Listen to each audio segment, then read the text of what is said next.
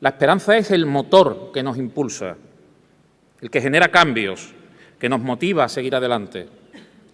De ahí la necesidad de estar despiertos y bien atentos. Nosotros tenemos un sueño, Sevilla, la ciudad que nos une, la ciudad de la que estamos profundamente enamorados.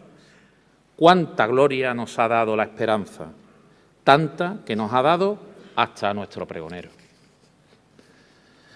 Para un cristiano no existe la casualidad, solo la providencia.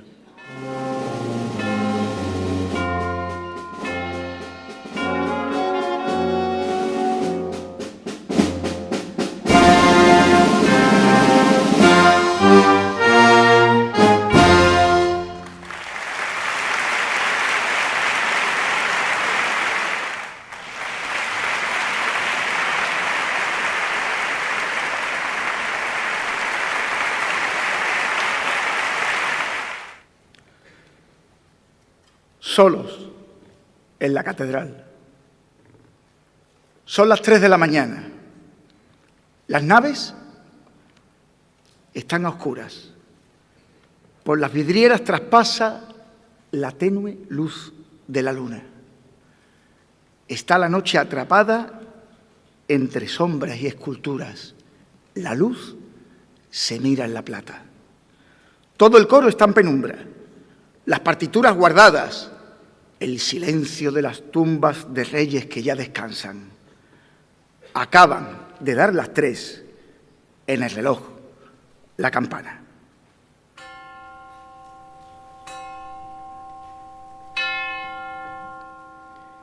El féretro de Colón, que 4 heraldos levantan por los reinos de Aragón, León, Castilla y Navarra, tiene delante esta noche el paso de la esperanza. Ella viene de surcar las más pobres barriadas, inundar media ciudad de piropos y plegarias, desbordarse en cada calle, repartir por cada plaza el misterio de su nombre, la más hermosa palabra. Acaban de dar las 3. Mañana regresa a casa con su misión ya cumplida. Reposa mi capitana delante del almirante. Colón resucita y le habla. Mira que han visto mis ojos las más gloriosas hazañas, que yo descubrí un imperio, que rehice cada mapa y me encontré un mundo nuevo donde morían las aguas. Después de verte, señora, todo se queda en la nada.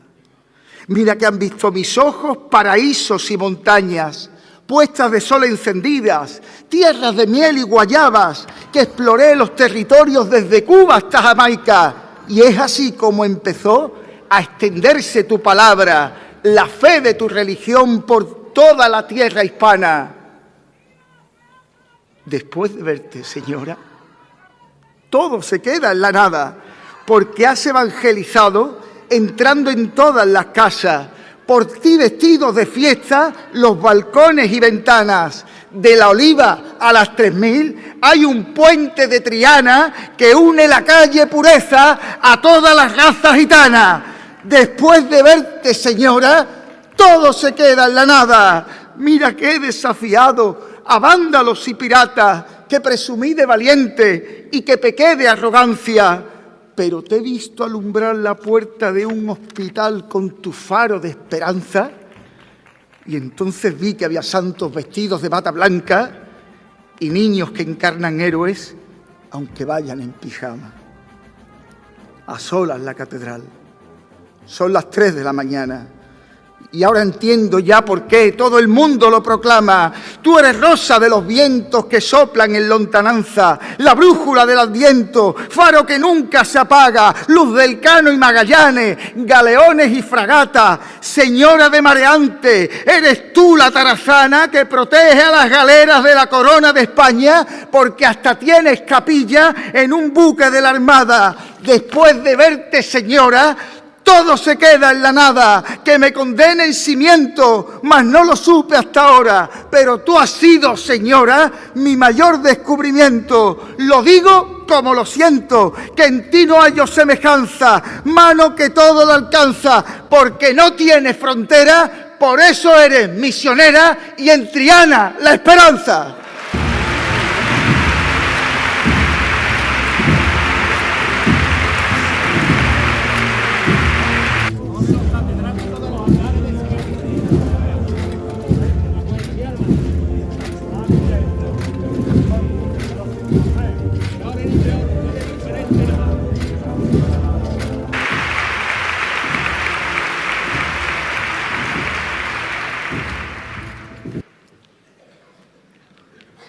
Señor Arzobispo de Sevilla, querido don José Ángel, señor alcalde, señor presidente y Junta Superior del Consejo de Hermandades y Cofradías, representantes de instituciones religiosas, civiles y militares. Un saludo muy especial al alcalde de mi pueblo, de Gines. Romu, contigo vienen todos los vecinos. Y también un saludo muy especial al presidente de la Junta, Juanma. Vienes muy bien acompañado. Tu sangre cofrade se extiende a tus hijos y Fernando, ya conmigo somos hermanos en la esperanza. Gracias por venir. Jóvenes de Sevilla, a veces pienso que esto ha llegado demasiado pronto, porque tengo, si el Señor lo quiere, más de media vida sin escribir. Pero hay algo que me dice, este era el momento. Primero, porque este nombramiento parece nacido de la voluntad de la esperanza. Y segundo, porque hoy puedo gozar de la presencia de mis padres en el teatro. Por cuestiones naturales, no todos los pregoneros han tenido esa suerte. Por eso, como dijo el poeta Manuel Alcántara, aquí no se puede aplazar nada. Todo es ahora o nunca. Así que, querido Paco Vélez y Junta Superior del Consejo, gracias por pensar en mí. Gracias, Manolo, por tus palabras. Nos une una de esas hermosas historias que hace posible la televisión cuando acerca la Semana Santa a las eternas horas de una habitación de hospital. Y eso se queda en el corazón para siempre. Y gracias, Sevilla.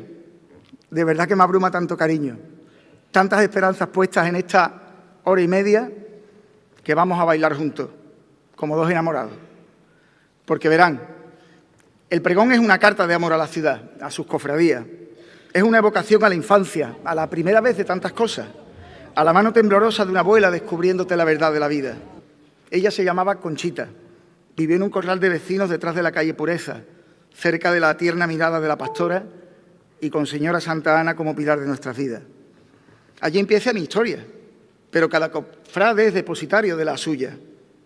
Cada uno llevamos nuestro pregón dentro sin necesidad de tenerlo escrito. Basta con dejarse llevar por una ciudad que ha mudado su piel con la Cuaresma, que se está despedazando en Azahar y que ha recibido a los primeros vencejos que regresan todas las primaveras. Hoy en San Juan de la Palma veréis que hay silencios que hablan, que Dios calla, pero no otorga. A estas horas la ciudad es como una granada a punto de reventar.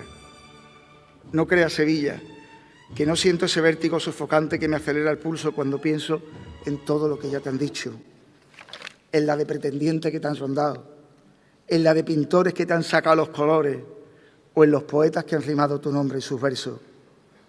Pienso en este pobre periodista que ahora está delante de ti, empequeñecido, diminuto en tu grandeza y que viene a hablarte de cosas nuevas, cuando a ti ya te lo han dicho absolutamente todo.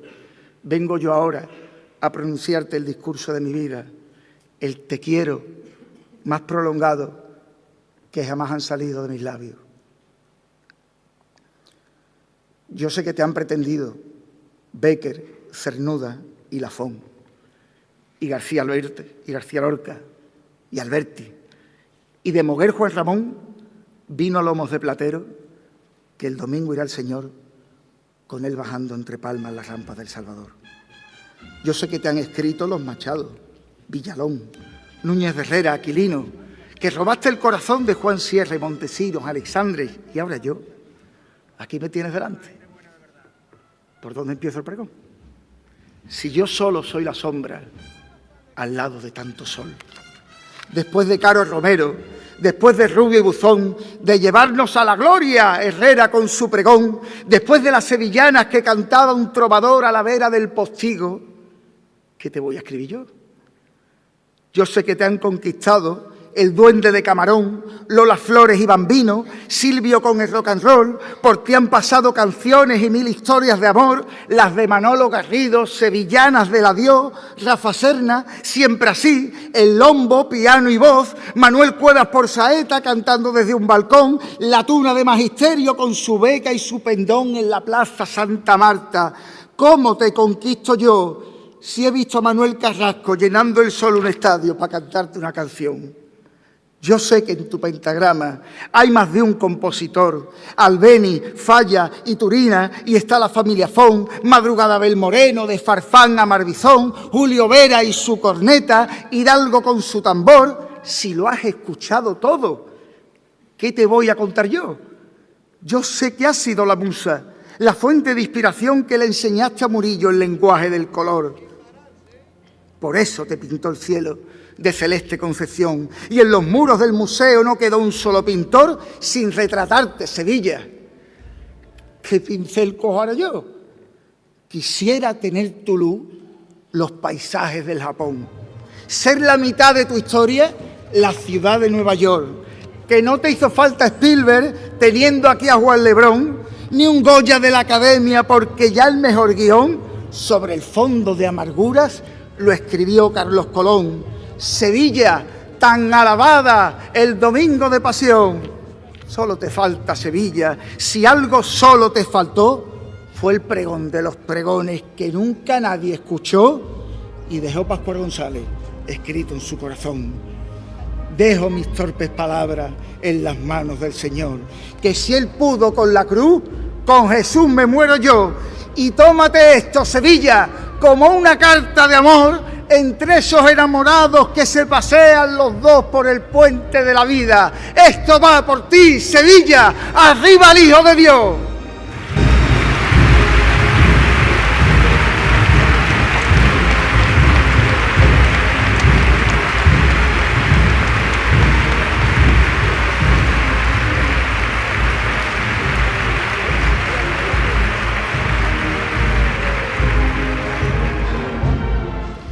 La Semana Santa es nuestro primer amor de la infancia. Pocas cosas comenzamos a querer tan de repente. Los primeros besos al aire son para nuestras imágenes. Nuestros primeros piropos son un guapa que tiene soniquete de guardería, de carcajada en el patio. Hay un ventanal en la plaza del museo al que se asoman cada año sus pequeños monaguillos antes de que salga la cofradía. Con esa cara de asombro vemos pasar el tiempo y antes de que nos demos cuenta, lo vivido formará parte del territorio de la nostalgia. De la infancia será eso, la nostalgia, lo único que nos quede. Cuando murió Antonio Machado, en un pequeño pueblo de la frontera francesa, le encontraron en el bolsillo de su chaqueta un papel arrugado con sus últimos versos, donde decía: estos días azules y este sol de la infancia. Si algo recordaba Antonio Machado en el ocaso de sus días, era la luz de esta ciudad, el sol de su niñez. Mi infancia son recuerdos de sedientos campos de olivares, de haciendas y alquerías del Aljarafe, un pueblo que todas las primaveras enfunda su traje de luz y le va cantando a la espiga, a la encina y a los lirios peregrinos que como Gine no hay una. Ese pueblo tiene mi nostalgia apuntalada en una ermita pálida por la cal, levantada en honor a Santa Rosalía. Un Cristo de la Veracruz y la Virgen de los Dolores, sagrario de mis primeras oraciones de pantalón corto. Mañanas de domingo, de colacao y pan frito. Misa de 12 con don Juan, un cura de Olivares que ya está a punto de cumplir los 100. Tardes de sol y sombra jugando al toro o tocando el tambor detrás de un pasito de Cruz de Mayo. Cintas de Casé de Araal, de Soria 9. La infancia es a nuestras vidas lo que la Cuaresma a la Semana Santa. Le quedan horas a esta Cuaresma de luz que el Cristo de la Buena Muerte nos trajo desde San Julián. En apenas unos días, en el coro de la Anunciación sonarán las coplas de Gómez Zarzuela para ver la Virgen del Valle y a las 12 en punto de la noche, como cada año, la Dolorosa volverá de su cielo de cera y tiniebla para proclamar que ahora sí tenemos la Semana Santa en nuestras manos. A esas horas del Viernes de Dolores, el Cristo de la Corona ya habrá atravesado el patio de los Naranjos para enmarcar su figura en el arco de herradura de la Puerta del Perdón. Pasión y muerte habrá llegado a la ojiva mudéjar de Santana, o la misión ya habrá atravesado su túnel de Naranjo en Heliópolis. Las vísperas nos adelantan el gozo y apuntillan la espera. Pertenezco a esa generación que creció viendo el Viernes de Dolores a la Hermandad del Carmen, adolescente cofradía marinera que se doctoró el miércoles santo, que contó en la televisión la llegada del sol. Soy de los que iban a la Cruz del Campo para ver a San Pablo reverdecer aquel templete donde la historia de la Semana Santa empezó a escribirse. A ella, a la Virgen del Rosario, la conocí antes que la mayoría de sus hermanos. Yo era vecino de Luis Álvarez Duarte en Gines y entré en su casa con bastante frecuencia. Luis, ¿y esta Virgen?, preguntó el periodista Antonio Catoni, que estaba haciendo un reportaje para El Llamador, y divisó la Dolorosa al fondo del taller. Luis Álvarez Duarte balbuceó: Esto es para un pueblo de... Piadosa mentira. En aquel taller se estaba cociendo como la albahaca el color verde de sus ojos, y sin saberlo, aquellos periodistas que solíamos visitar a Luis estábamos siendo testigos de la historia. La víspera es un estado constante de esperanza, con la que se despierta cada día esa Sevilla de azoteas altas de Pinomontano o Alcosa, la que nos ha enseñado la excelencia y el poder de las imágenes de Navarra Arteaga en La Milagrosa o Fernando Aguado en San José Obrero. Las vísperas ponen a Dios en el centro de sus barrios. Sus hermandades nos han aportado nuevas visiones, nuevos ángulos en los que reconocer nuestra Semana Santa, regalándonos fotografías que parecían imposibles, como cuando Padre Pío cruza un puente de la S30 o en las 3.000 viviendas vemos filas de nazarenos, o en Torreblanca. Si no fuera porque allí hay una hermandad, ¿cuántos sevillanos habrían pisado sus calles? Ellos son mucho más que una foto con la ropa tendida en la plaza del Platanero. Su grandeza no está en el paisaje, no se queden en la foto. Levanten los faldones. Miren qué hay debajo de la piel de la cofradía. Entren en las casas de sus vecinos y empezarán a entender por qué en esos lugares son tan necesarias. Merecen todo nuestro afecto. Porque hubo un tiempo que la Iglesia construyó templos con puertas pequeñas, no fuera a ser que a alguien se le ocurriera sacar allí un paso. ¡Qué error tan grande! Porque las cofradías no son el enemigo, sino el aliado más fuerte que tiene la Iglesia de Sevilla, que nos entre en la cabeza que para las cosas del pueblo no hay puerta pequeña. Hay una Semana Santa que tiene sabor a pueblo, cuando todo Padre Pío toma las calles del cerro, atravesando casita con sus vecinos pertrechos, con las sillitas de Enea y los zaguanes abiertos. Hay una Semana Santa que nos devuelve lo auténtico. Ve a buscarla, Padre Pío, cuando viene de regreso por la Puebla de Cazalla, que es su calle, para entendernos. Hay cofradías que salen con el olor del puchero por aquellos arrabales que son los barrios obreros. Hay una Semana Santa que tiene propio el acento. Cuando vas a Bellavista te das cuenta de eso. La Virgen del Dulce Nombre, ahijada de San Lorenzo, mocita niña de barrio a punto del casamiento, la enjollaron las vecinas, por eso brilla su pecho, que en las cosas del querer ellos han sido maestros y explican así el amor, que cada joya es un beso. Antes de que empiece todo, ya habrás visto, Nazareno,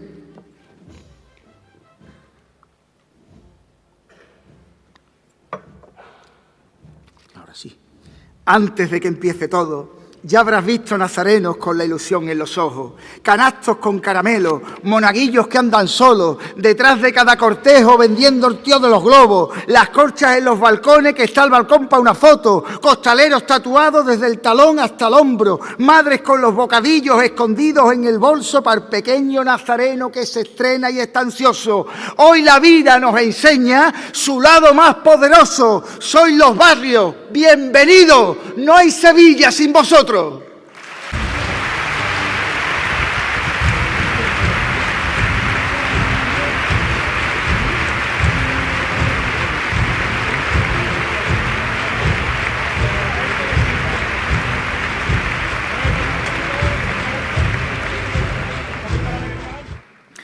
La Semana Santa es una vuelta al origen tan emocionante como el regreso de los Javieres a los jesuitas, como los que soñaron hace un siglo rendir culto al Señor de la Ventana en San Esteban. Volvamos al origen. Sí, el Génesis dice que lo primero fue la luz, los colores tuvieron que estar desde el principio y llegaron para quedarse, porque Sevilla se hizo con la materia prima de la luz. La ciudad a la que Murillo le reveló la receta del color de su cielo, en la que balbucearon las primeras pinceladas de Velázquez. La Sevilla en la que García Ramos le cogió la medida a su fiesta, que enamoró a Sorolla, a Antonio López. Todo el que se ha asomado a esta ciudad ha ido posando los colores de su paleta sobre ella, derramándolos sobre nuestra Semana Santa. ¿Qué sería de nuestra fiesta sin el color? Si aquí pintamos de colores hasta el cortejo de la Veracruz.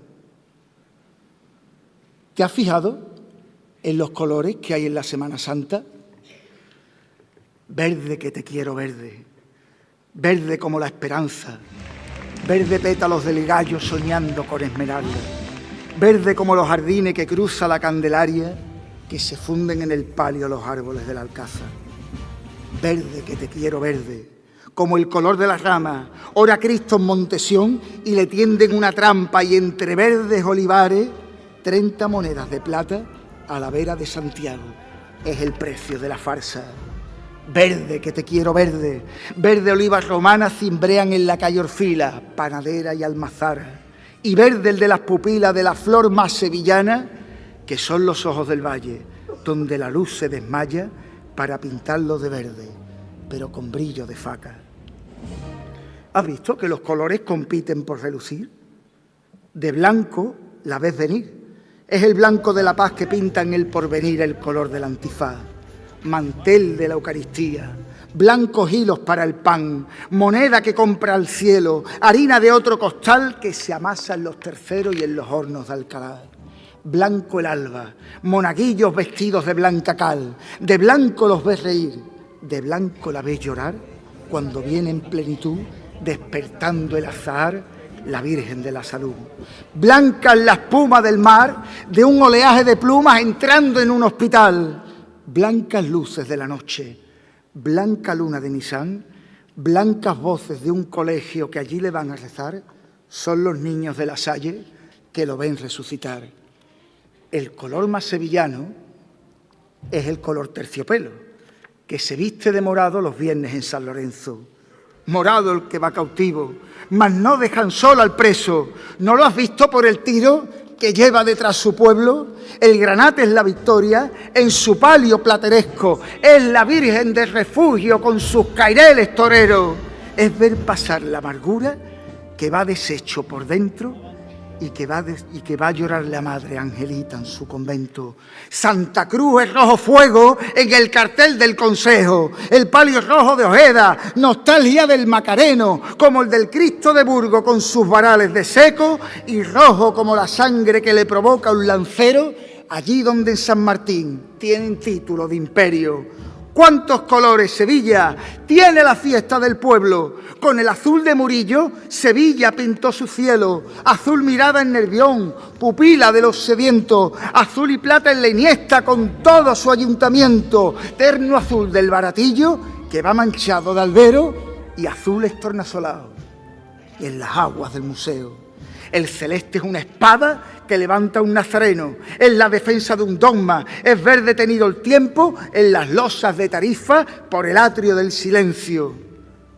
Una luz en la Cuaresma pinta todo de alegría. Es Domingo de la Rosa, y aunque esté de luto el día, siempre hay una dolorosa que de rosa va vestida por los claveles del palio. Patrocinio, vida mía, que vas conteniendo el llanto por el cachorro que espera. Madre de todos los hombres con San Juan de compañía. El rosa tiene apellido en jarras de orfebrería. Es el rosa dulce nombre de María. Hay colores imposibles que no caben en un verso. Pero explícame, Sevilla, ¿de qué color son los versos que le lanzan a su madre la chavalería del cerro? ¿De qué color las pupilas inspiradas en un preso? Lágrimas carceleras para el despojado en Molviedro. ¿De qué color es la nube que va derrochando incienso delante de Santa Marta, que apenas se ve el misterio? ¿Qué color tiene el esparto que ciña todo el cortejo de la Hermandad del Calvario? Mira qué Cristo de Ocampo, mira qué Cristo sereno. ¿De qué color es la muerte que Cristo nos va anunciando? Los pintores de Sevilla han resuelto ese dilema. El color de esta ciudad solo tiene una receta y va escrita en el papel del que lee la sentencia. ¿De qué color es Sevilla? La esperanza es la respuesta, y no hay pintor en el mundo que pueda clavarla a ella. Ni hay colores suficientes, ni habitan en la paleta, porque el color de Sevilla no es cosa de este planeta. Por eso Dios derramó al amor de sus amores la gracia de los colores, y es así como nació ese rostro de sorpresa que tiene a Sevilla presa, pupila de luna llena, rosa de oro y azucena, almíbar de los pinceles de aquel ojo que Meireles le pintó a la Macarena.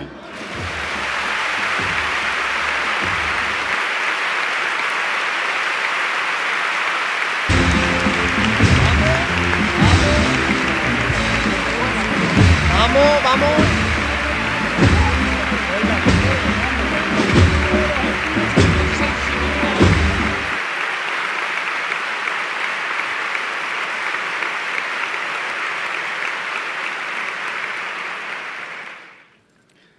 Aquel ojo que Meireles le pintó a la Macarena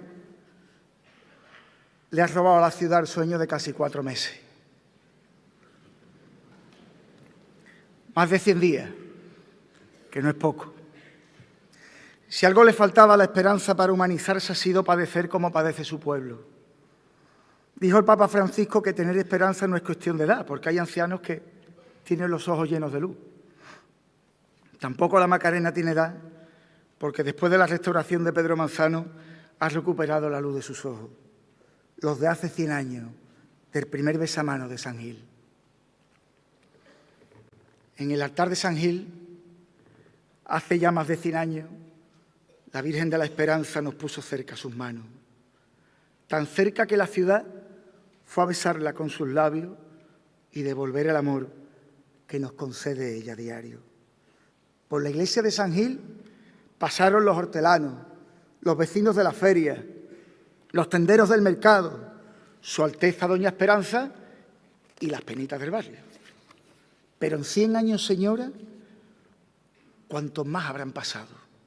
Pasó Rodríguez Ojeda, el negro luto del gallo, los vecinos de Escobero que en un corral la ocultaron y la foto del cajón por un exilio forzado.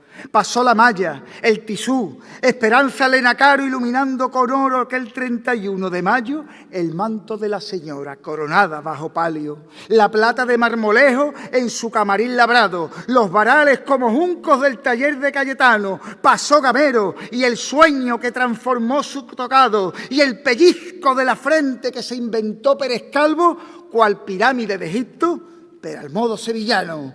En el pecho macareno sigue Garduño regando la rosa que no es de encaje, que es del oro vaticano, que arrodilla las legiones de todo el imperio romano.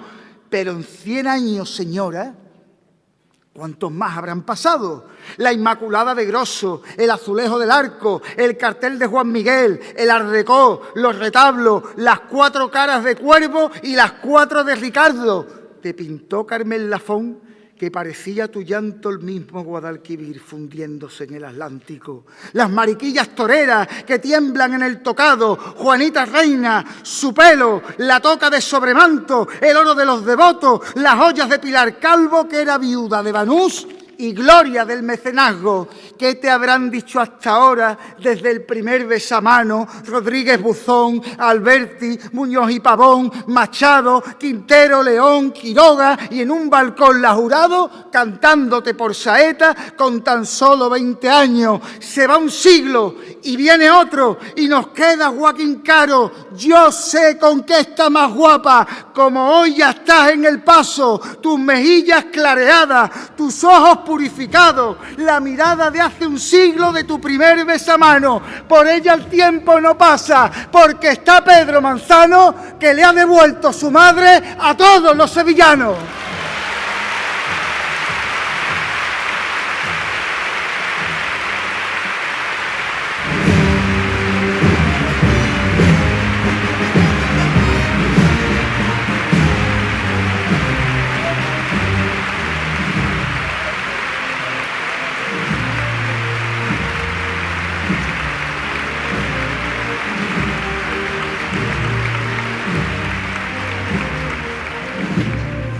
Te fuiste por 4 días, tardaste tanto en volver, no nos lo vuelvas a hacer, que sin ti no hay alegría, ni hay verso, ni poesía. Muchacha de gracia plena, lo sabe la luna llena y también las mariquillas.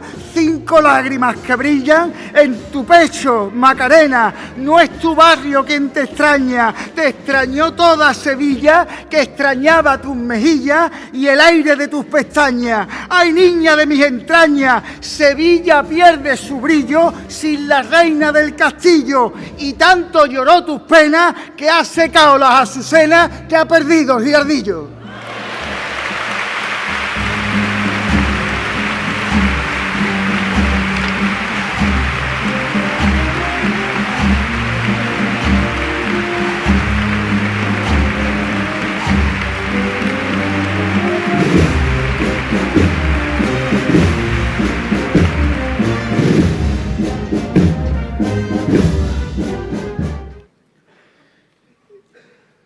Sevilla tiene en sus esperanzas el aliado perfecto para combatir sus males.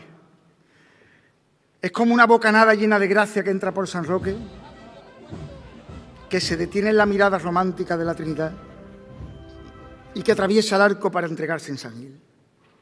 Si el Adviento cada año nos lo trae el vientre de la esperanza, la Epifanía nos llega a través de la túnica persa del Señor. Por eso los Reyes Magos entran en Sevilla por San Lorenzo, siguiendo el rastro de una estrella que dejó de ser fugaz la noche en la que decidió quedarse para ser luz de Triana. ¿Te has fijado alguna vez por qué el Señor de las Penas mira al cielo de Sevilla? Está buscando una estrella. Está buscando en los cielos una ruta jacobea que lo lleve desde Flandes a donde se ha fugado ella. Es el camino de luz que empieza en la Nochebuena y termina en el instante que prende la primavera. Entre que nace y que muere, Sevilla tiene 2 noches que son 2 noches de Reyes. Esa luz de 2000 años que cruza los continentes ha dibujado un camino lleno de cuerpos celestes para venirse a Sevilla y unir Belén a Occidente.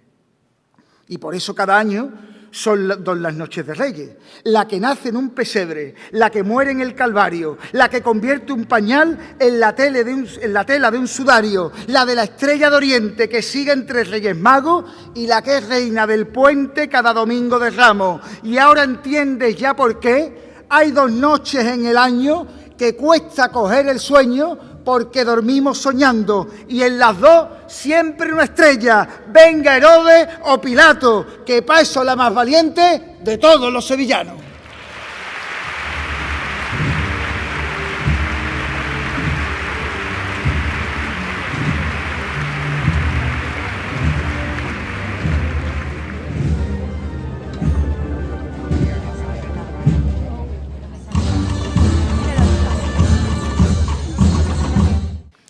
Hoy, 22 de marzo, es el Día Mundial del Agua. Los cofrades tenemos una relación difícil con el agua. La hemos sufrido y lo peor es que saca al hombre del tiempo que todos llevamos dentro. Pero el agua es la vida. Y sin agua no habría naranjos para enmarcarle la muerte al Cristo de las 7 palabras cuando sale, o para perfumar el regreso del palio de las penas de San Vicente en las mieles de la marcha de Panteón, o para crearle el aroma a la despedida del paso de los ermitas cuando cruza el corazón de naranjo de Santa Isabel. El agua es esa marisma de luz que David Toro ha estrenado en el pecho de la Virgen de Rocío, donde se refleja el brillo de su coronación.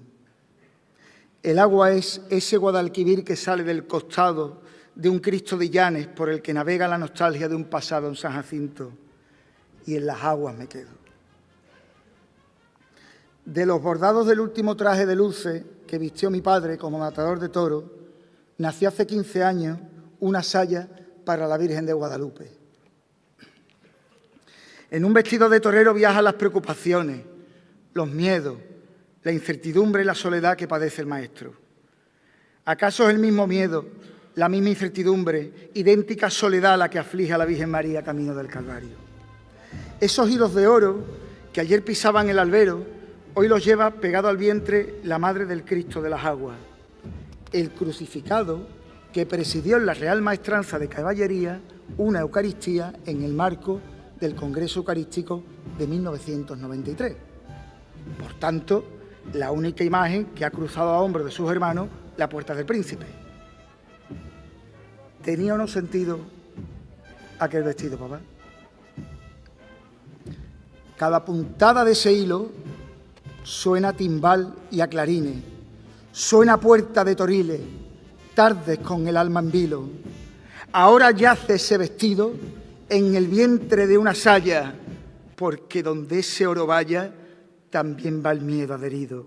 Mas que nadie se preocupe, que ella es madre de un torero que triunfa en el albero, el niño de Guadalupe, porque el Cristo de las Aguas no tiene miedo a la muerte, que Dios reparte su suerte y barre siempre pa' casa.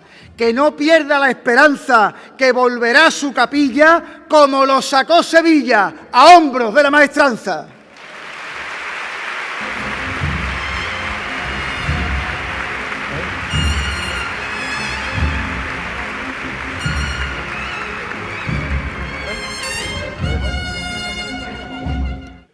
Ojos que no ven, corazón que no siente. ¿Cómo que no siente? ¿Cómo que no se puede sentir a ciegas? En la Veracruz, cada Cuaresma, decenas de personas ciegas tienen la oportunidad de palpar con sus manos cada palmo del cuerpo roto de su crucificado.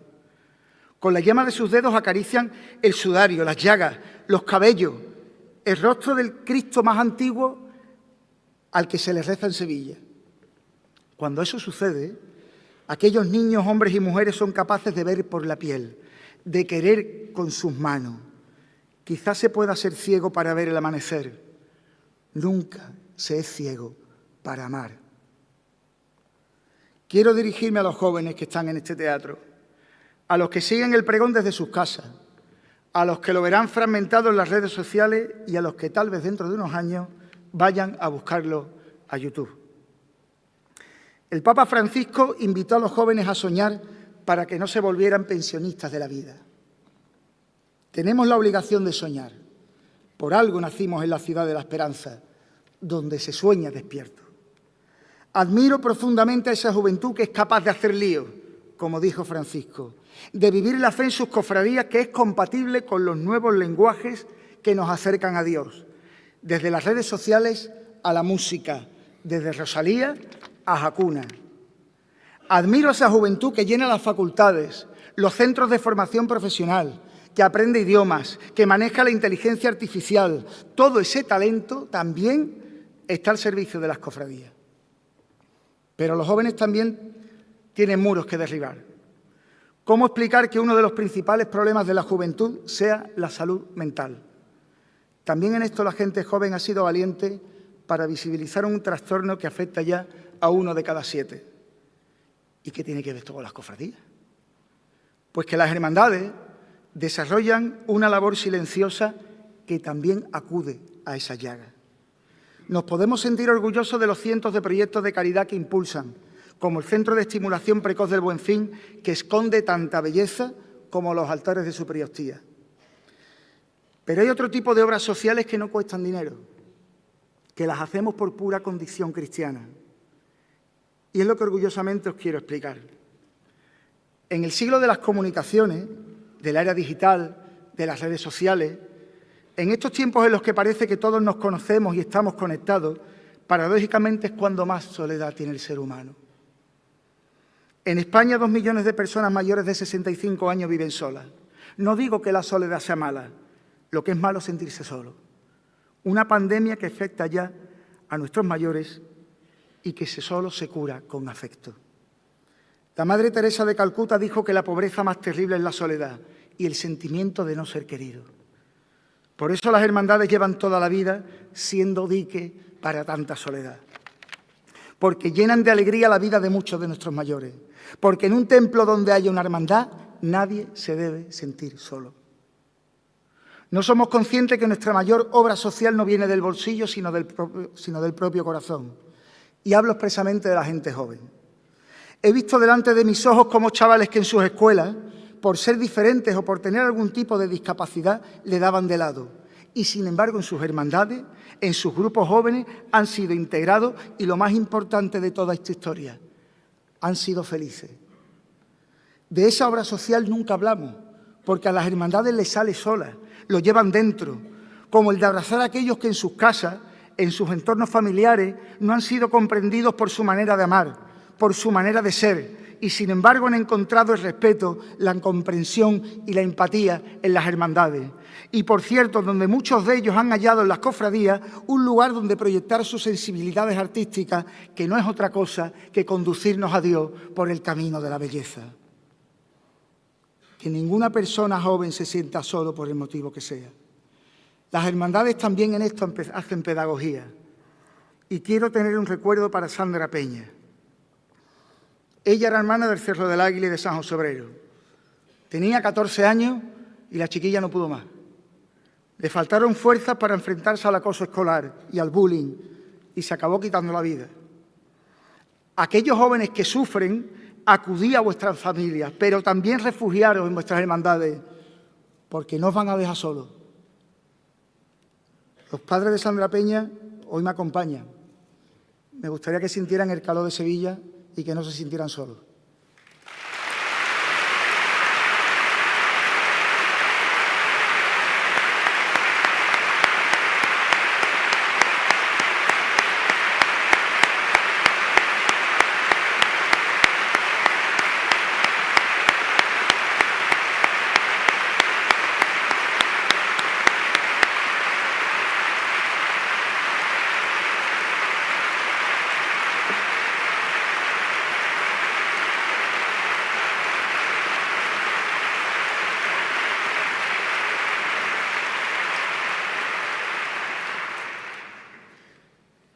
Desde que la mañana del Jueves Santo el sol proyecta su letanía de luces sobre las azoteas de la ciudad, hasta que en la noche del viernes, en la calle Castilla, se apaga el último candelabro del guardabrisa del palio de la O, entre esos dos momentos bombea el corazón de la Semana Santa. Entre la cruz de las toallas de los negritos, la cruz que abraza el cirineo de San Isidoro y la cruz vacía de San Buenaventura, cabe toda la historia del arte. Itálica le dio pátina de escultura romana a la sobrecogedora figura del Señor de Pasión. Pedro Roldán abrazó las entrañas del barroco para dejarnos a Cristo orando en Montesión, al Nazareno de la O estrenando el puente, elevado en la cruz en los cielos de Santa Catalina, o a punto de descender en todo ese misterio que rodea la carretería. Su hija, la Roldana, fue la primera mujer empoderada de la Semana Santa. Al principio no le dejaban ni firmar las obras, por ser mujer. Pero al final los reyes acabaron claudicando para que fuera la escultora de cámara. Entre el jueves y el viernes santo, la Virgen de los Ángeles se vuelve en Art Déco, la de la Victoria en el oro nacido de la piedra plateresca del Cabildo, el Cristo de la Coronación de Espina entre los espejos y la rocalla de Gonzalo Bilbao, y el Nazareno del Valle estrena todos los años una visión contemporánea de su propio rostro en el paño donde se lo enjuga. No hay claroscuro de Caravaggio que compita con el tenebrismo de la Mortaja en Doña María Coronel, ni una sala del Prado del Louvre que le haga sombra al descendimiento de la Quinta Angustia, porque hay algo que ni Rubens ni Van der Weyden consiguieron contener en sus obras, vida propia. Porque en las cofradías las imágenes superan a la obra de arte desde el instante en el que las humanizamos y canalizamos en ellas nuestras propias emociones. No son obras que se cuelguen de ninguna pared extraña, ni piezas que a uno le expliquen con un audioguía. Es arte, sí, pero hecho para la vida. Y así lo debieron entender aquellos catalanes que vinieron a Sevilla a hacer las Américas y decidieron quedarse para fundar la Hermandad de Montserrat, sevillanizando en su dolorosa a la mismísima Mare de Déu de las cumbres catalanas. De Montserrat juraron como hermanos los duques de Montpensier en el Palacio de San Telmo. Allí, Antonio de Orleans y la infanta María Luisa establecieron una especie de corte chica que procuró resucitar en esplendores las fiestas de la ciudad. La Semana Santa se envolvió en un espíritu romántico que la hizo más bella. Solo hay que ver el palio de Montserrat con su crestería de plata y luciendo bordados de la corona de España y la casa de Orleans, que parecen el argumento de una copla salido del pentagrama y la estrofa de Quintero, León y Quiroga.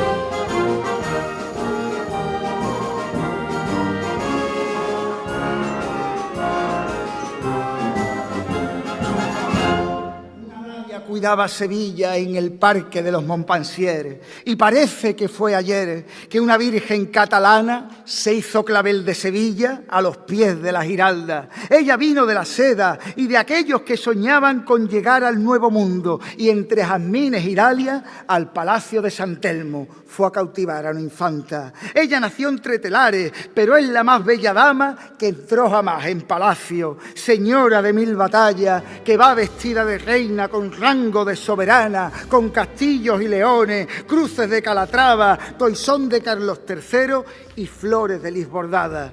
La Virgen de Montserrat, Mare de Déu catalana, vino en galera a Sevilla y aquí plantó su morada. Y desde entonces, señora, el Liceo de la Rambla es la plaza de Molviedro cuando viene de regreso y Tejera la acompaña. Desde una antigua abadía por sus siglos milenaria, la Virgen de Montserrat vino a hacerse sevillana y fue Naranjo y Azahar, Bugambilla y Jacaranda, madre de los emigrantes y las casas nobiliarias. Su palio de crestería es un palacio de plata, es el balcón de Sevilla, donde se asoma entre lágrimas la dolorosa nacida del vientre de una montaña que levantó Cataluña sobre la tierra de España.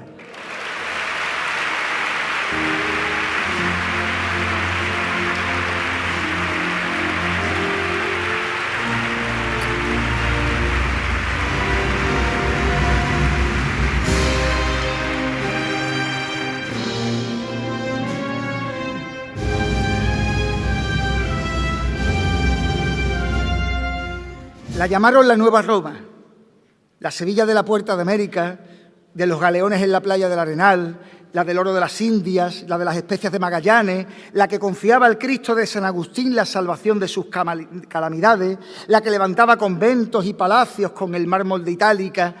A aquella Sevilla llegaron desde Florencia los Bucareli para hacerse hermanos de la soledad y ponerle el nombre de la Virgen a la isla mayor de las Malvinas. Y nació la Casa de las Dueñas, y la Casa de Pilato, y el Palacio de Mañara, y la Casa de los Pinelos, y el Palacio de Lebrija, y la Casa de Salinas, en cuyos balcones pierde la mirada el Cristo de Santa Cruz en la noche que Zurbarán le pinta cada martes santo. Tanto se creyó Sevilla, que era la Nueva Roma, que nombró a Pilato quinto prefecto de la provincia romana de la Calzada, para que a la vera de las togas blancas de las hermanitas de los pobres nos presentara al Señor en el rostro de mayor ternura salido de las manos de Castillo Lastruzzi. Tanto se lo creyó Sevilla que los plateros del museo le pidieron a Marcos Cabrera un crucificado como el que Miguel Ángel Buonarroti le había dibujado a su admirada Victoria Colonna. Que el Cristo del museo naciera a partir de un dibujo de Miguel Ángel nos enseña que Sevilla y Roma están conectadas por algo más profundo que el aceite de la Bética, cuyas ánforas de barro, por cierto, se cocían en los hornos de Triana. Cuando vas a Roma, te das cuenta que la ciudad se levantó sobre 7 colinas. ¿Cuánto habéis oído hablar de la octava? La octava maravilla de las colinas romanas es el monte Testaccio, que quiere decir el monte de los tiestos. Los romanos reciclaban las ánforas que Andalucía les mandaba cargadas de aceite y de vino y una vez vaciadas agrupaban las vasijas que llegaban en barco desde el Guadalquivir hasta el Tíber, apilándolas una encima de la otra. Así hasta construir un monte con 25 millones de ánforas. No me negarán que no tiene poesía el hecho de que en Roma haya un monte fabricado con barro de la cava. Como si al cachorro lo hubieran preparado hace 2000 años un monte Calvario con la materia prima de los trianeros. Hace ya más de 2000 años que en Roma se le esperaba. Ha tardado 2 milenios. Estaba todo el imperio aguardando su llegada. En la plaza de San Pedro conocían sus hazañas, porque es un Cristo que vence a una muerte sentenciada, superviviente de un fuego, donde pereció entre llamas la Virgen del Patrocinio, dolorosa pompeyana, renacida en la ceniza entre el Vesubio y la Cava. En los ojos del cachorro cabe la historia sagrada, las leyendas de Judea, la mujer samaritana, las bodas de Canaán con aquellas 6 tinajas, todas colmadas de vino cuando eran solo de agua. En los ojos del cachorro, en su pupila entornada, cabe el imperio de Roma, Julio César, Cleopatra, los cristianos perseguidos por Césares y tetrarcas, los que castigó Nerón acusándolos de infamia, los cristianos escondidos en catacumbas cavadas, amanecer de la historia más bella jamás contada. Si San Pedro es el inicio, el cachorro es donde acaba, es el fin de los caminos y de todas las calzadas, es el cénit, el Olimpo, la cima que nadie alcanza, la llave del paraíso coloso de la esperanza, es mármol de las canteras que se extraen de Carrara y es el Panteón de Agripa, las termas de Caracalla y es la Capilla Sixtina y es la Piedad Vaticana y es Moisés de Miguel Ángel y Trevi con su fontana, Quirinale de los Reyes, soberano de su raza. El cachorro es todo eso y con él se culminaba toda la historia del arte. Tras el cachorro no hay nada. ¿Qué más quisieran en Roma? Haberse puesto la medalla de haberlo acunado en sus brazos como señora Santana. Que se sepa en el imperio que su sangre era gitana, que nació entre los geranios junto al jazmín de una tapia, que lleva el Guadalquivir cayéndole por la espalda, Cali de los Trianeros, emperador de la Cava, Coliseo de los Amores, cuna, trono, templo, ara, levantado como el mármol de la columna trajana, toda Roma se ha rendido y hasta le dio un nuevo papa, Laoconte del Zurraque y el cachorro de Triana.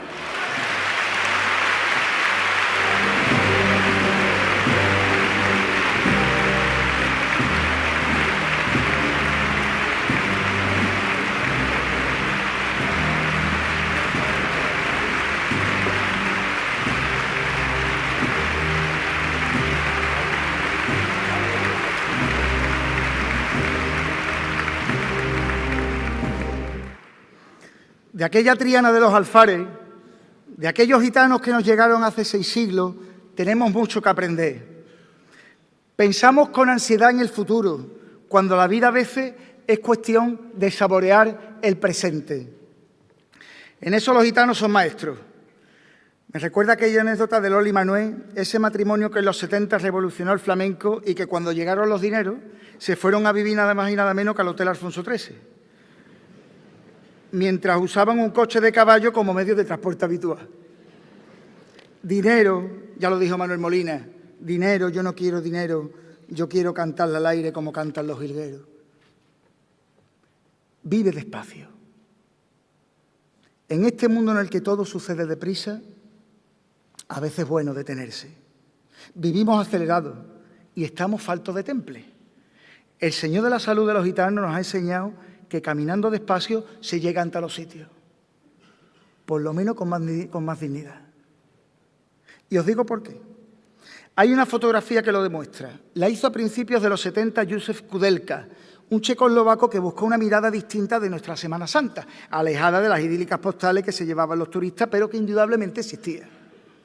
En la foto en blanco y negro que hizo un Viernes Santo, bien entrada la mañana, se veía la Cruz de Guía de los Gitanos avanzando a toda prisa por una avenida de la Constitución sin público, con las sillas de NER recogidas y apiladas en los laterales. Aquella madrugada se cerró con un retraso insoportable que padeció los gitanos, como tantas veces, como tantas cosas. El cabildo amagó con cerrarle la catedral, pero un grupo de mujeres se plantó en la puerta de San Miguel para impedirlo. La foto de Kudelka es desoladora.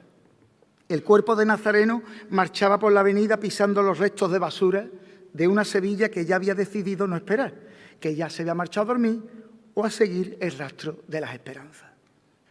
Nadie miraba a los gitanos. Por eso hubo un tiempo en el que se dieron cuenta que en la vida no había tanto que correr. Aunque se cerraran algunas puertas, siempre otras podrían abrirse. Por eso el Señor de los gitanos camina despacio, como los toreros, porque el de esta noche será el último paseillo. Viene andando desde lejos, con sus andares gitanos, y lleva detrás su pueblo por seguirilla rezando. Viene andando desde lejos y ves que viene cansado, que cerca queda la muerte caminando hacia el Calvario. Una voz fundida en bronce, una voz ronca mandando, le está diciendo al Señor que camine más despacio, que puede esperar la cruz, pueden esperar los clavos, y que esperen los ladrones, y que esperen los soldados, y que espere el que ejecuta la sentencia de Pilato. Tú ves sin prisa, Señor, que nadie te marca el paso, que las cosas más hermosas siempre ocurrieron despacio, como los cantes de fragua, como el vino madurado, lento como el primer beso de dos que se enamoraron. La tarde en Jerusalén tiene ya el albero echado. En el patio de cuadrilla está el Señor cabizbajo. Lleva el terno nazareno de terciopelo morado. Cuando acabe el paseillo, todo estará consumado. Clarines de despedida, olor a canela y clavo, romero por los tendidos en este coso romano, que es la plaza de su reino, y esta tarde hay que bordarlo. Camina, Señor, camina. Despacio, Manuel, despacio. Como las medias de curro con la plaza boca abajo. Como abría Pepe Luis el cartucho de pescado. Tan despacio como el arte que tiene al mundo chiflado, camina como Morante, lleva el tiempo toreado. Lento, Señor, aún más lento, como desliza en sus manos el capote Juan Ortega con los relojes parados. Tú ves sin prisa, Señor, como los lances de aguado, que a ti te llevan los duendes y esos no saben de horario. Viene andando desde lejos por el camino empedrado y por más piedras que tenga, viene el Señor caminando con sus andares flamencos que viene por tientos tangos, con sus andares toreros de gitanillo y cagancho. Tú, Señor, vas confiado, sin espada y sin muleta, llevas dos alguacilillos abriéndote el paseillo, tu cirineo zulueta. Llegó ya la hora, Señor. Hay tres cruces en lo alto, se rasga el velo del templo, oscurece hasta el ocaso. Con su mantilla de angustias está María esperando. Tiene a Ramón Sotovarga sosteniéndole el sudario, cogido como un capote para cuando quieran bajarlo. Ya están las puertas del cielo abiertas para sacarlo, mas no hará falta mortaja. Cristo ha resucitado y como aquellos toreros que toreaban templado, sacan a hombre Armanué, que es el flamenco más santo, el que sabe que en la vida es mejor andar despacio, que todo puede esperar, si es más tarde o más temprano, si aún está el azahar pendiendo de los naranjos, que espere esta amanecida la primavera de marzo, que puede pararse el mundo para que pasen los gitanos.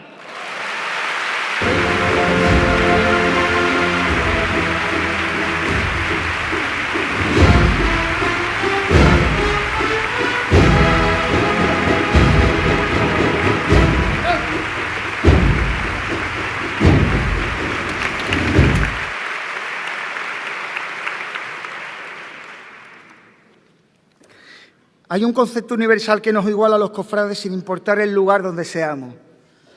Es el sentimiento. Los besos que se le dan al gran poder tienen la misma carga de amor que los que en Morón depositan sus vecinos en el Nazareno de la Fuensanta. Yo vengo de un pueblo y os digo una cosa, no ninguneemos a la gente de los pueblos, porque son depositarios de una historia milenaria, mantienen costumbres desaparecidas en muchos lugares y atesoran un patrimonio que a veces en la capital no supimos conservar. Aquí en Sevilla, en la tierra de los Tartesos, junto al Carambolo, Cristo florece en la Vera Cruz como varas de oliva en los campos de las Jarafes. Sobre la arena de Itálica, donde Roma puso gladiadores, el nazareno de Santiponce recuerda que su cruz pudo con todo el poder del imperio. La misma Roma que entregó Carmona, Écija y Osuna a Jesús Nazareno. Nazareno que sobrecoge en Marchena, en los Alcores o en la Algaba o en Utrera. Cristo resucita en Castilleja de la Cuesta entre el azúcar y la nostalgia de las tortas de Inés Rosales. Los pueblos nos han permitido conservar tradiciones ancestrales. Vayan a ver al Cristo de la cárcel de Mairena del Alcor o escuchen cómo en Marchena se apuñala la noche con saetas moleras a la soledad. ¿Qué sino el amor hace que en Alcalá de Río compitan en excelencia Veracruz y Soledad?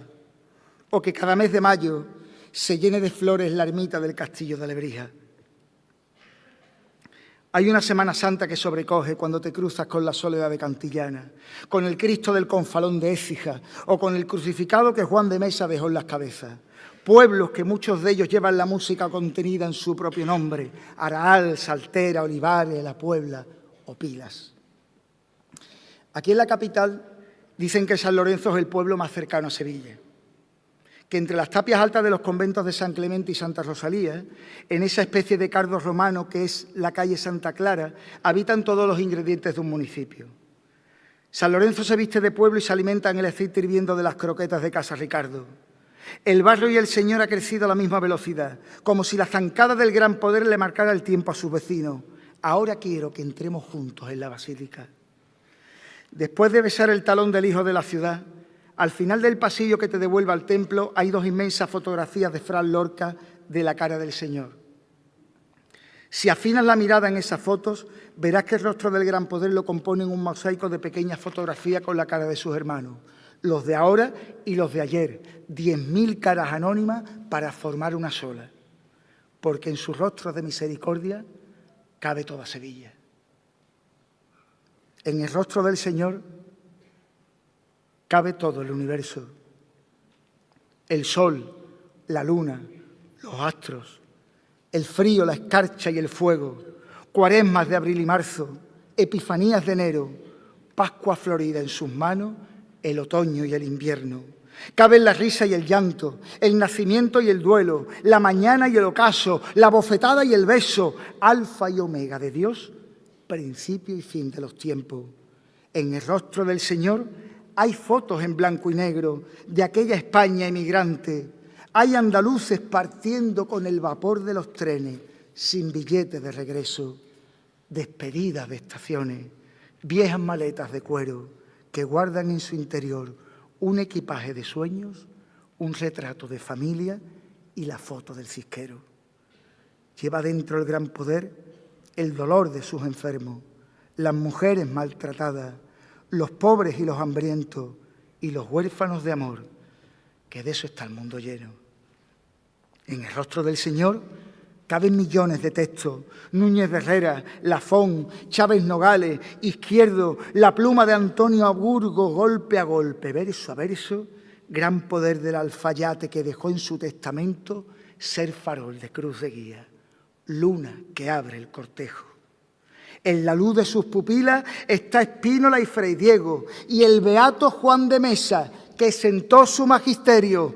Sé que llamarlo beato puede que sea un exceso, mas solo con una gubia nos fue trazando el trayecto que nos condujo hasta Dios por el camino más bello. Y habitan también en él aquellos 100 macarenos que desfilan desde el arco con el viento en sus plumeros para rendir los honores al príncipe de su ejército. Esa centuria de hombres que de Trajano a Tiberio Roma entera se arrodilla, que ante el Señor de Sevilla claudica todo lo imperio. Sevilla es el gran poder que viene andando a lo lejos, caminando como un hombre, erguido como un abeto, flotando sobre las aguas de un Guadalquivir de besos que le dejan sus devotos tocando el respiradero. Y así es como la ciudad lo proclama Padre nuestro y Gran Señor de Sevilla y su hijo predilecto, al que van todos los viernes para lanzarle un te quiero, la mayor prueba de amor que es besar en el talón al Señor de San Lorenzo.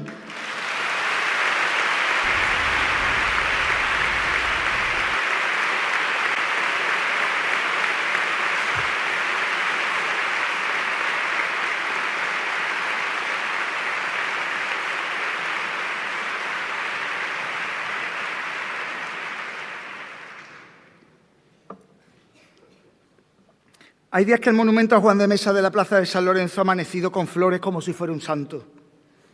Si en la historia de la Iglesia se han beatificado a grandes teólogos que han aclarado la idea de Dios, a grandes predicadores que han convertido con su palabra, ¿por qué no Juan de Mesa, que fue capaz de hacer una obra de arte tan compleja que hace comprensible a todo el mundo los misterios más profundos de la teología? Esa reflexión me la hizo un 6 de enero Carlos Colón a las puertas de la Basílica, pero su autor intelectual es un tal Chicote.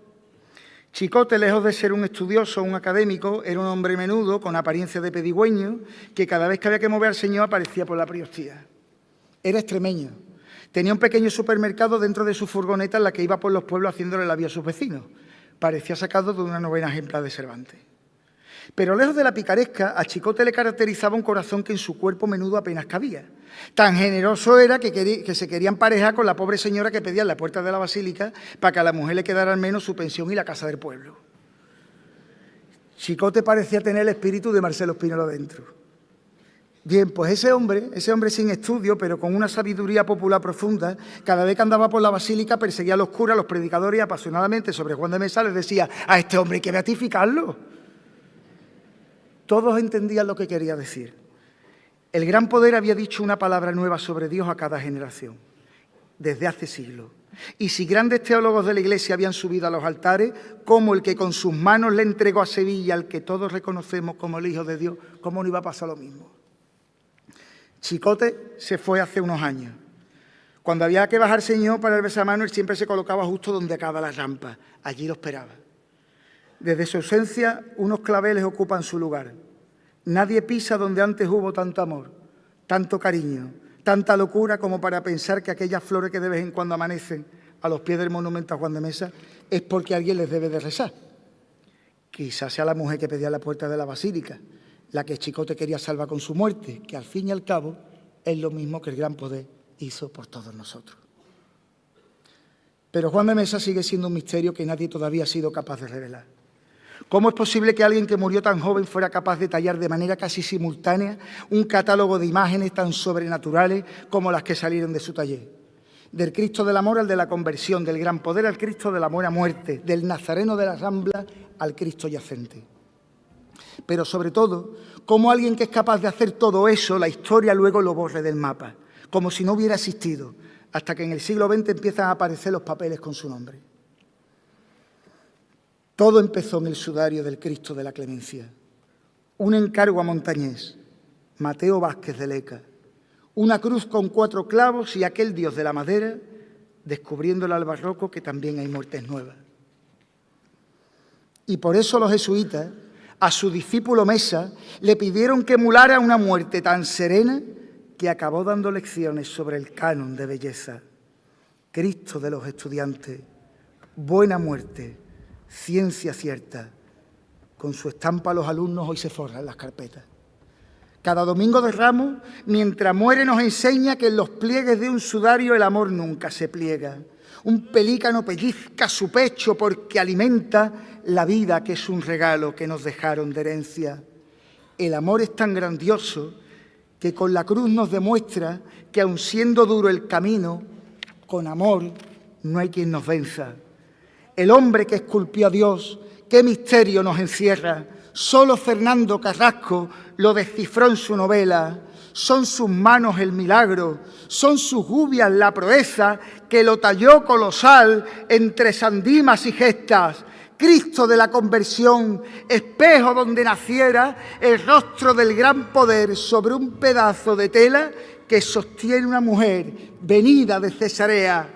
Mañana será su entierro. Después de que lo descienda, llegará hasta San Gregorio para un duelo entre tinieblas. Y aunque lo veas en la urna, es su muerte la manera de decirnos que su amor vencerá sobre la tierra, porque su muerte trasciende lo tangible y la materia, porque este Dios nos traspasa como la espina en la ceja del Señor del Gran Poder, que su piel no es de madera. Ya se dijo en este atril, ya lo dijo aquí un poeta, carne de Dios sevillana, y benditas sean las huellas que dejaron en su rostro las manos de Juan de Mesa.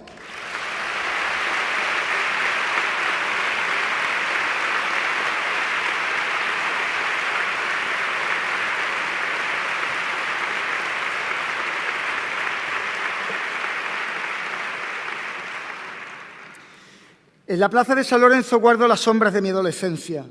Aunque ya no huela a café recién hecho en el Sardinero, este barrio sigue untado por la gracia del tiempo.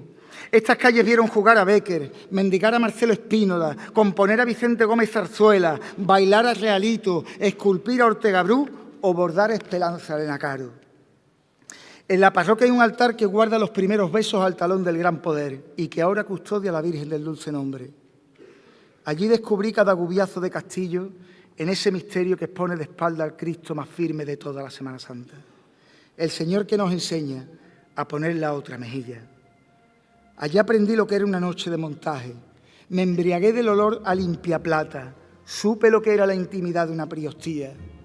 Cuánto me acuerdo de José Manuel Elena, que en el cielo que ahora pisa ya debe de haber visto a la Virgen, con la claridad con la que a escondida la contemplábamos en el casinillo mientras la peinaba Lolina, la camarera. Porque la Virgen del Dulce Nombre tiene esa impronta de mujer andaluza, de madre castiza nacida del vientre de Andalucía, a la que Bécquer quiere conquistar con sus versos cuando pasa por su casa natal de la calle Conde de Baraja. La Virgen del Dulce Nombre tiene castiza la cara y por verla de regreso aquí se dan bofetadas. Cuando el martes santo es noche y la noche madrugada, hasta Malco se arrepiente, esconde su mano hiriente y entrega aquí la cuchara. Ella lleva Andalucía en el fondo de su alma. Ella es Sevilla de Albeni, el amor brujo de Falla, Julio Romero de Torre pintándola de gitana, un palio regionalista como la Plaza de España, el delirio de Farfán escrito en un pentagrama, Lerata y Pedro Morales soñándola en una marcha, porque esa Virgen castiza, la más bella sevillana, de regreso a San Lorenzo la espían por las ventanas. Dulce nombre de María, cuando pasas por la casa de aquel poeta andaluz, hasta Bécquer se desata.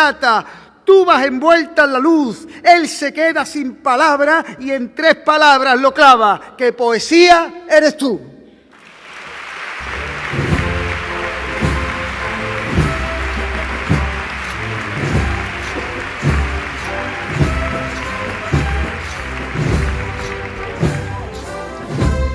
La Semana Santa de Sevilla, como la conocemos, es posible gracias a nuestros artistas.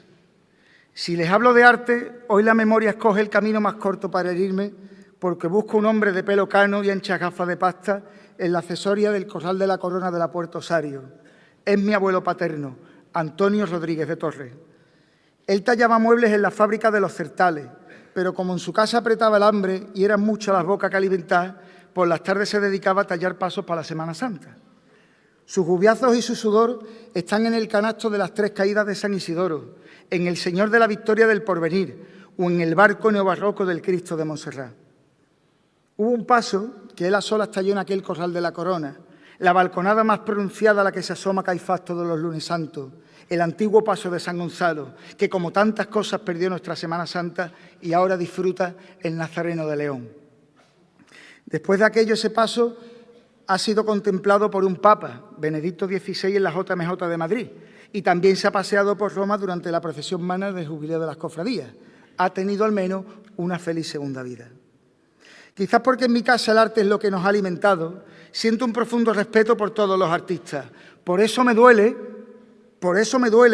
que a veces jueguen con su pan y los que le abren la puerta a ese juego sean precisamente gente de nuestras cofradías.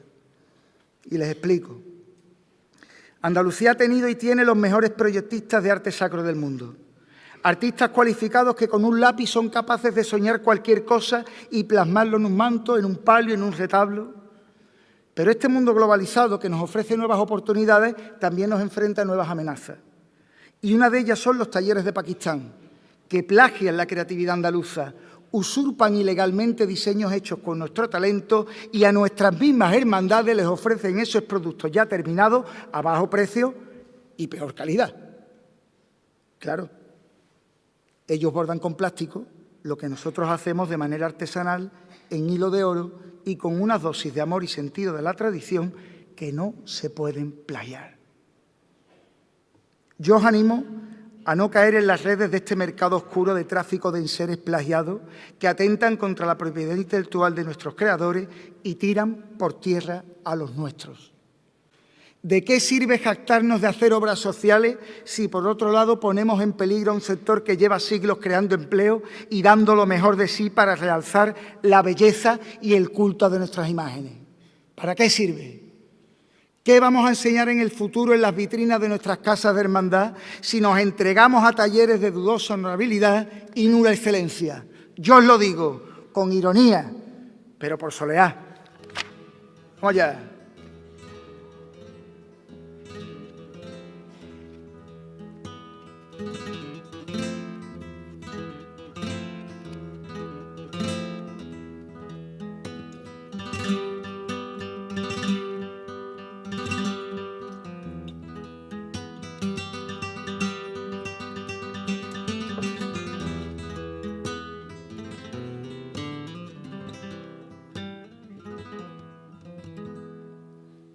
No compréis en Pakistán, que solo hacen malas copias que no tienen calidad. No me vaya a comparar un bordado de Sevilla con otro de Islamabad, porque no hay comparación de cómo borda Solano en su taller de Morón, o el oficio de rosado que le enseñaron las monjas de su pueblo astigitano. No tengáis la tentación que nuestro arte de origen tiene denominación. Lo ves en Santa Lucía, lleva grande de león cosido en el corazón dulce nombre de María.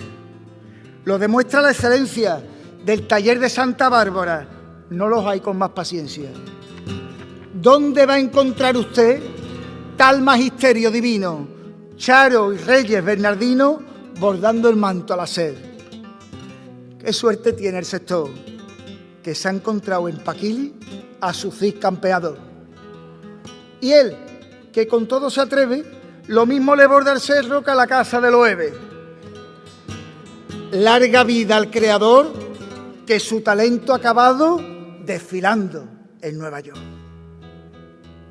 Naranjo, bien.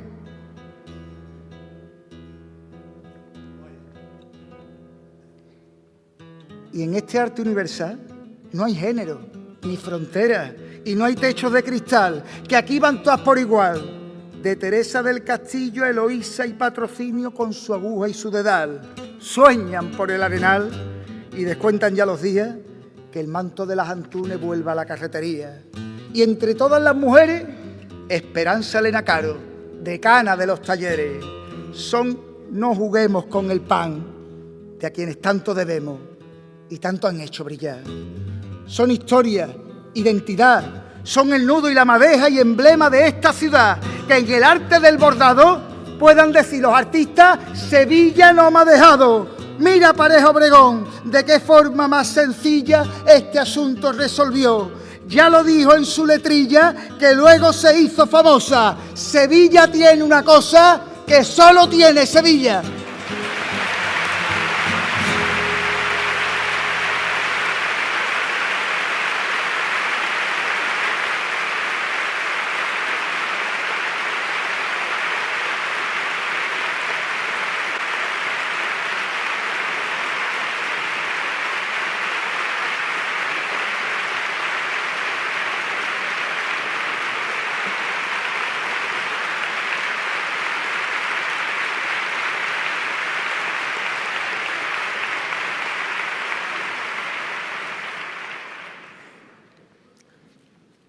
Voy terminando.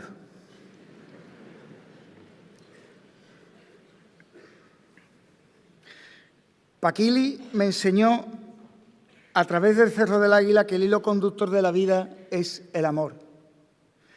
Verán, el cerro se levantó con pequeñas casitas de gente venida de los pueblos que buscaban trabajo al calor de la exposición del 29. Y allí se quedaron sufriendo las inclemencias de la posguerra, lo perdieron todo en la riada del Tamarguillo, pero tenían un último clavo al que agarrarse, el asidero más noble en torno al que construir sus vidas, que era la nueva vecina del barrio, la Virgen de los Dolores. Ella como su vecina solo estrenaban por Semana Santa o por su santo. Ya saben, cuando hay agujero en el estómago, lo de menos son los jirones que tenga la ropa.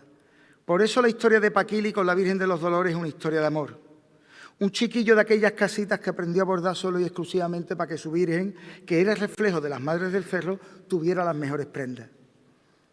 Cada puntada en el bastidor era como un beso de Paquili a su Virgen. La declaración de amor que él había hecho con sus manos, la Virgen se lo premió con el tiempo. Y ya no solo bordaría para el Cerro, para la Semana Santa, sino que sus hilos llegaron al fondo de armario de la mismísima primera dama de los Estados Unidos.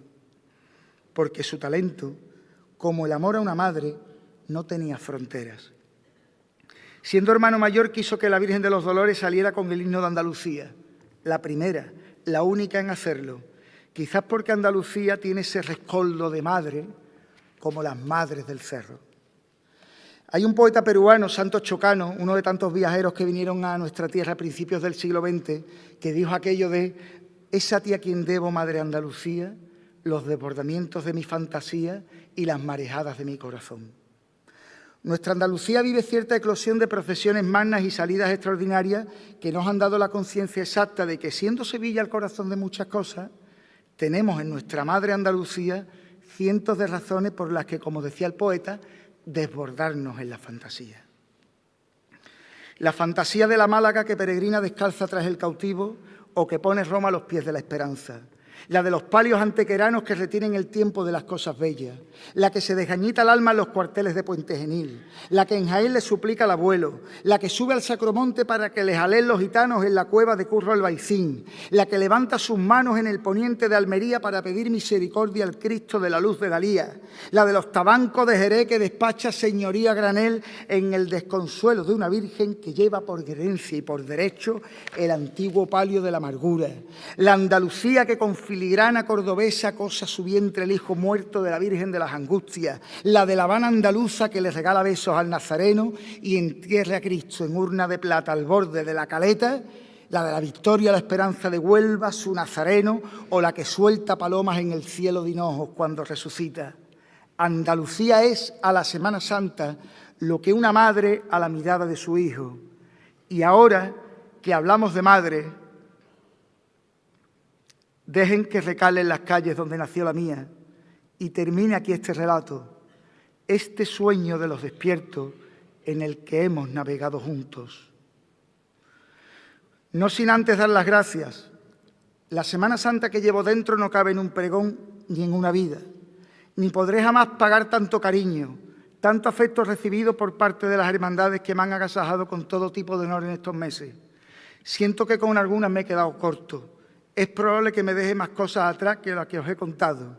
Me hubiera gustado seguir el consejo de Manolo Vázquez, que le dijo a mi padre: niño, la faena cortita, que son 20 pases y que con 20 pases las orejas ya tienen que estar cortadas.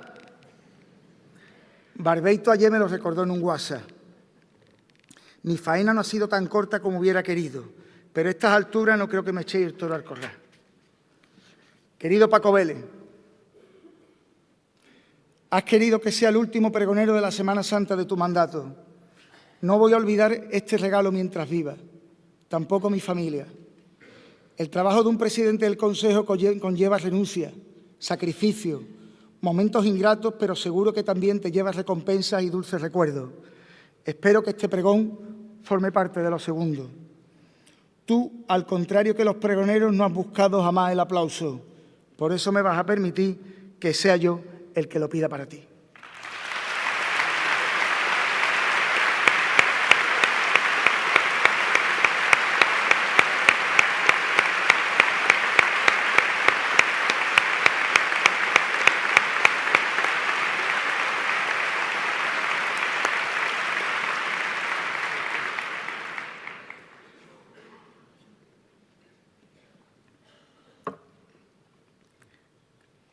Creer consiste en no tener la necesidad de ver para pensar que algo existe.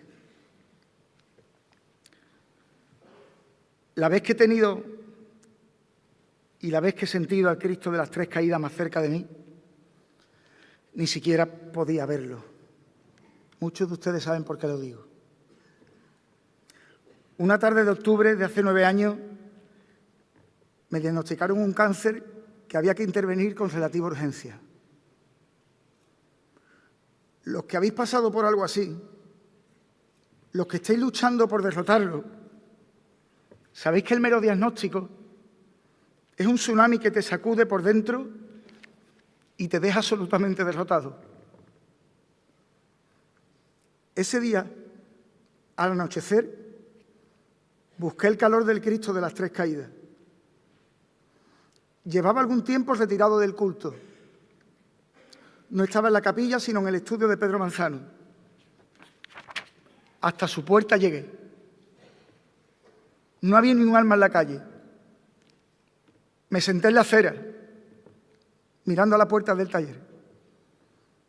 Os puedo asegurar que aquella conversación con él ha sido la más intensa, la más profunda y la más dichosa de cuantas hemos tenido. Y yo ni siquiera podía verlo. Os digo una cosa, nunca responsabilicé a Cristo de lo malo que me pudiera ocurrir, ni busqué varitas mágicas en su poder.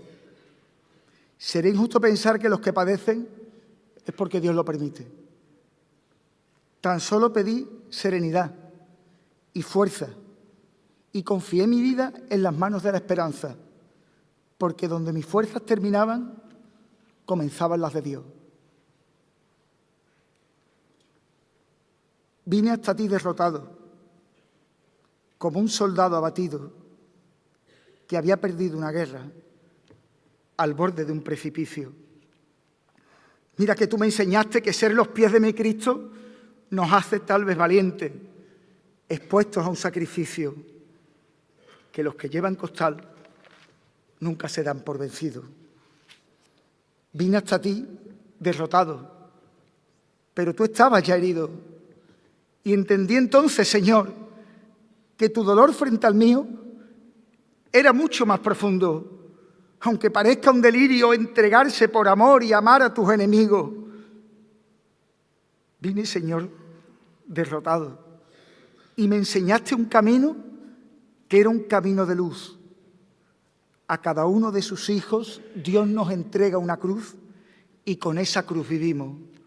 La derrota en la salud, la ausencia de un ser querido, un tren que cruza Adamuz sin llegar a su destino. Me has enseñado, Señor, a fiar mi vida a Cristo. Puse en tus manos mi vida, porque en ti mi amor confío. Y si mueres en el suelo, yo, Señor, muero contigo.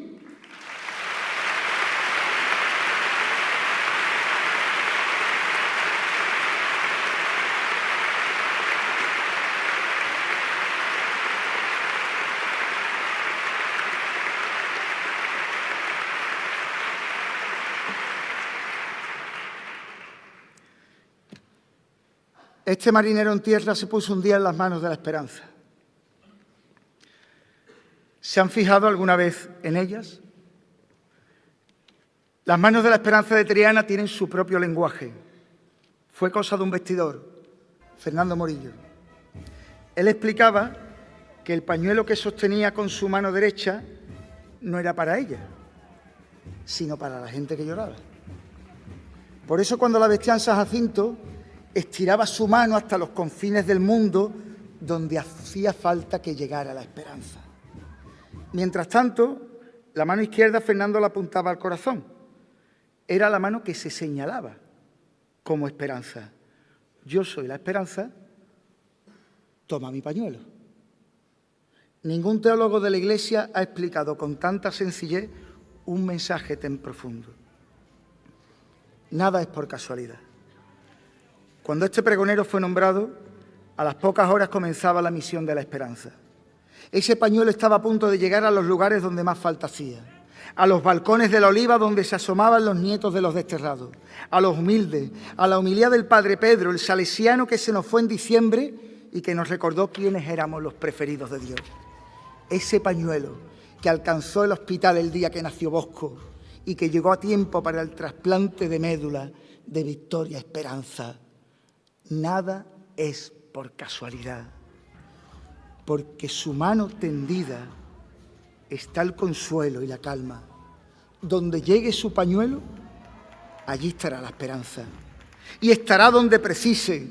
Siempre está donde hace falta.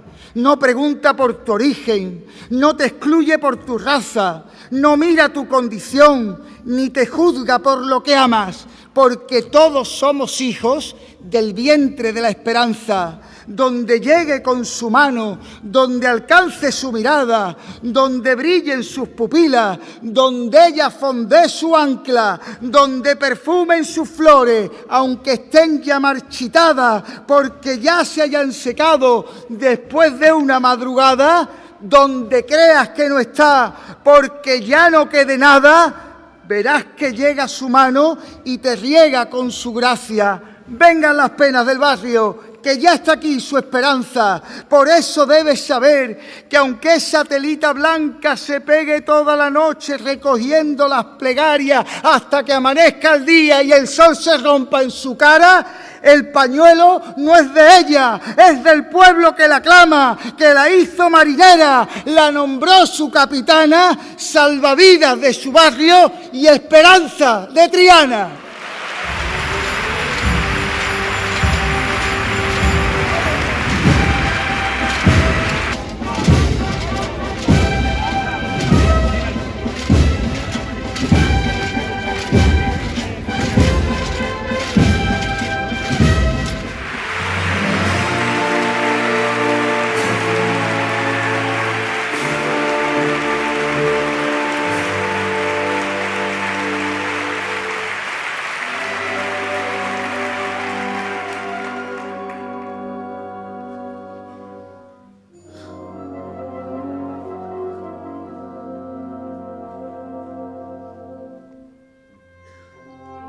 Aquí termino.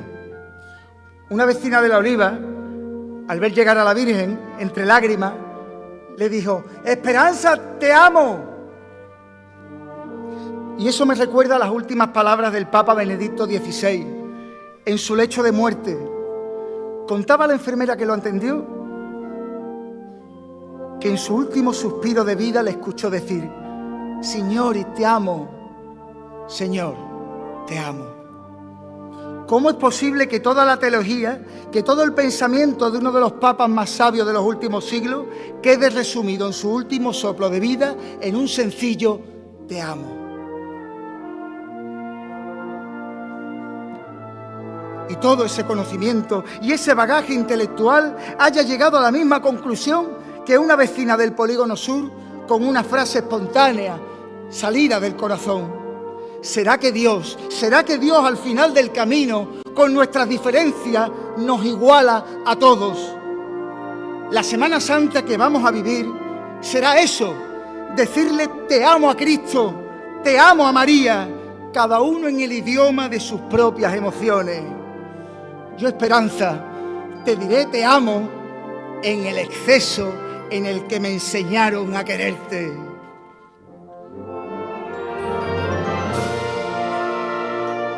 Dicen que está la virtud justo en el término medio, pero conozco un lugar que hace virtud del exceso, y por eso hay una orilla que tiene hechuras de cielo, donde no rigen las normas, tampoco se mide el tiempo. Hay una orilla en el mundo que conduce a un universo donde reina la esperanza, el sueño de los despiertos. Triana entera proclama la belleza del exceso. No se hizo para los cuerdos este amor que nos desata. Cuánto amor en este barco navega entre las dos cavas. Un amor que se desboca a las 3 de la mañana en los balcones del Mora. Es pureza desbordada lo que se oye en los balcones por los piropos de amores por toda la calle larga. Yo entiendo que tal vez digan que hay exceso en las palabras y que hay exceso en las flores y en tantas velas rizadas, un exceso a las misiones, un exceso a la distancia, un exceso a lo que estrena, un exceso a lo que tarda desde que cruza el postigo, el saludo al baratillo mientras su barrio la guarda.